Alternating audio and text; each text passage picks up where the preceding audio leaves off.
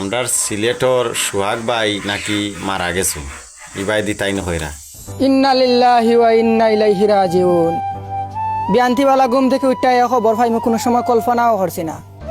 পাগলক ছাগলক হে আমরার সিলেটর আছিল, তারে লইয়া অনেক ট্রল করছি, কালাবাটা ডাকছি, সান্ডা ডাকছি।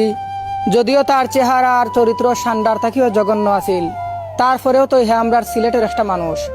খারাপ হইল তো হে আমরার সিলেটর, আর হে জীবনে বহুত কষ্ট করছে। ছোটকাল থাকি মানুষের লাত্তি উষ্টা খাইয়া কিলগুতা খাইয়া বড় হইছে, চুরি চামারি খরাত গেছে, মানুষের দৌড়ছইন ফিরছইন মায়ের দৌড় খাইয়া বড় হইছে। লন্ডন গিয়াও বহুত ফাগলামি করছে, মানুষের লইয়া ভিডিও সিডিও বানাইছে, তার লইয়া মানুষে বহুত মজা নিছইন, ট্রল করছইন, আবার লাইতাইছইন উষ্টাইছইন। হে ফাগলর জাত আছিল, তবু আমরা সিলেটর আছিল।